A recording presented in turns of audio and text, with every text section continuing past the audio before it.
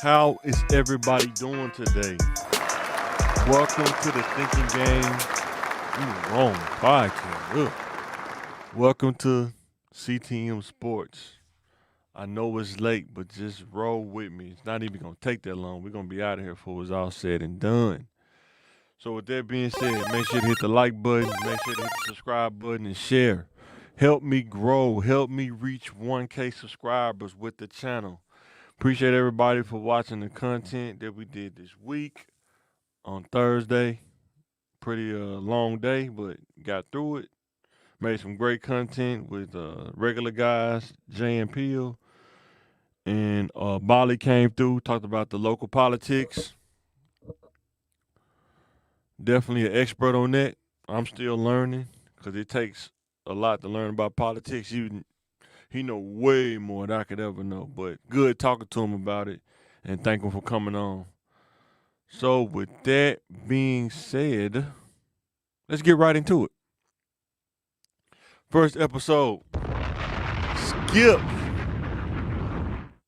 Skip don't want to admit that he was fired. You want answers. I want the truth. You can't handle the truth. He said that he didn't get fired, but we know how that go. It's always that person at the job that say, I quit before they fired me. Oh, I didn't get fired. I quit. But we all knew it was coming. When Shannon left, the ratings dropped. When Shannon left, the quality left. He even tried to do what Shannon did. Didn't work. Now he got his own podcast. But what he don't have is the makeup that they used to put on him on Fox. You could tell, clearly tell. So now he probably gonna have to get Botoxed up or get him a makeup person or something.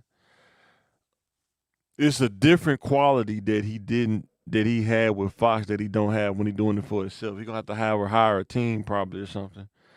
But he's not gonna say he got fired. He's not gonna say that, his days were numbered. He's gonna say that he left on his own terms as we get into it. You want answers. I want the truth. You can't handle the truth. He said he was planning this for 7 months. You think? Because after Shannon left, everything just went downhill. The ratings just kept. Number one, he wasn't going to talk to Keyshawn like that, and he wasn't going to talk to Paul Pierce like that.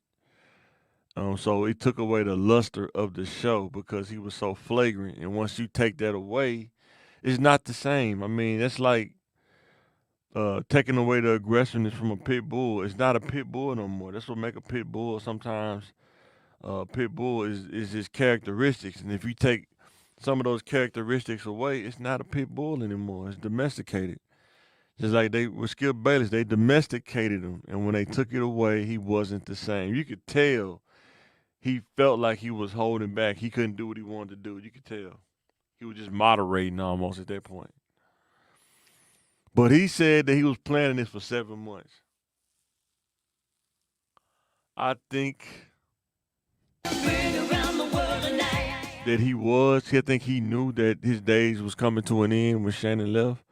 But he just still collected checks. I mean, I might as well ride the whole contract out. But I also think that he knew that he was going to leave or they was going to move him out the door. And I think he chose to leave so he can say that he didn't get fired. He didn't want that in the newspaper. He didn't want that narrative associated with his name that he got fired. In my opinion, I also think. You want answers. I want the truth. You can't handle the truth. I also think that he did not want the goodbye show. He didn't want the everybody congratulating him because he didn't want to do what Shannon did. He didn't want that. Just to be the antagonist, he wanted to do the opposite just because. That's just the kind of person he is. He's going to do totally the opposite. But for him to poo-poo on Fox and say that they held him back, I think that's disingenuous, But we're gonna talk about that on the next slide. In fact, let's just go ahead and go to it. He claims that he is finally free. I don't know what he means by that because they let him do a lot and say a lot of stuff. I mean, he was so close to being flagrant on a lot of stuff. I'm interested to know what they held him back from doing. I'm very curious to know that. But they almost let him do what he wanted to do. So let's give Undisputed and Skip Bayless a cheers.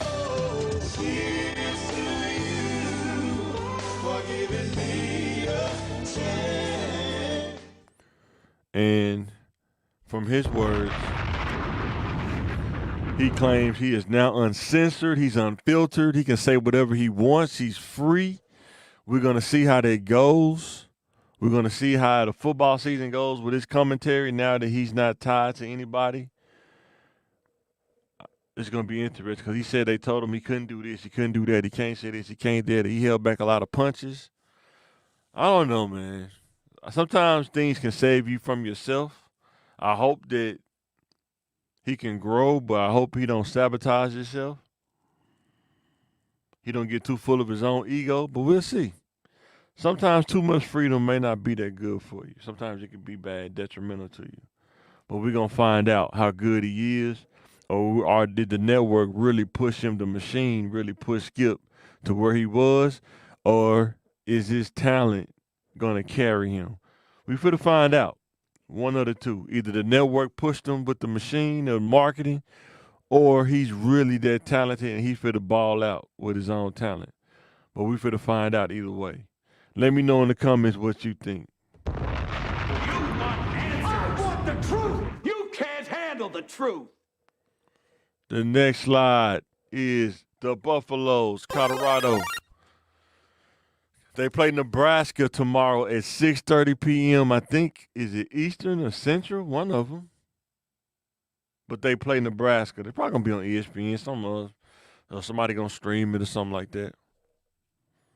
Who you think gonna win that game? Let me know. You know, I'm always rolling with Coach Prime and the Buffaloes over here. Coach Prime land over here all day. But we got a couple of key things they're gonna have to do. One is, can the Buffs D-line stuff the run option game? I was watching some highlights. They got a true freshman. I don't want to butcher that guy's name, but they got a true freshman quarterback. He can throw and run. Like, he'll run you to sleep, and next thing you know, he's throwing a deep ball, like a 50-yarder or something. But can the Buffs D-line dominate the line of scrimmage? Dominate those running lanes? Because Nebraska got a really good O-line. Got some big guys up there. Some big corn-fed O-linemen. D-linemen, too. We're going to talk about, matter of fact, let's go ahead and talk about that now.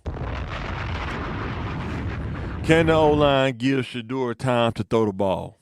Because they're going to have to give him time. I don't know if they're going to run the ball more, but I don't think they have the personnel for it. Like I say, they don't have that bell cow running back. So they're going to have to give Shedeur time, but they always have some good D tackles in Nebraska. Maybe one DN every now and then, but they know for having D tackles, though. When Ndamukong Suh, a couple other guys, but they know for having good D tackles. But we're going to see if the O-line can get them more time, because they're going to have to if Colorado want to have a chance to win. Travis Hunter, I think those corners ain't going to be able to hold him at all. But if he keep getting put on the ground, he's not going to be able to give it to Travis, because they D-line going to be coming. They're going to pin their ears back and come. So y'all got to be ready for that. Buffalo, y'all can do it, though. You want answers. I want the truth. You can't handle the truth. So, can the secondary defend the short pass game and some occasional deep balls? What I saw was they ran a lot of short running back I wouldn't say screen, but run passing out the backfield to the running back. A lot of slants, a lot of in routes, a lot of those intermediate passes right before you get to the linebackers in that zone in the box on the hash mark somewhere in there. They usually kind of pass it in there where it's not like a whole bunch of thinking involved. They try to like run routes and get the receiver open. And he can just throw it to him, and he don't mind throwing the ball too. He's pretty good from what I saw. But they was playing a cupcake team, but he was playing pretty good though. So can the secondary tighten up and stop giving up deep balls and stuff? Can they ball hawk some of those short passes?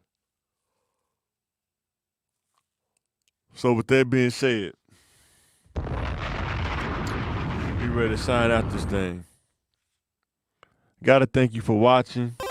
Thank you for hitting that subscribe button. Those who come back and watch it, comment. Let me know how we're doing. Whether it's the thinking game, whether it's CTM Sports, other content that we drop. Let us know what you think. This is Mike. Thanks for watching, and I am signing out.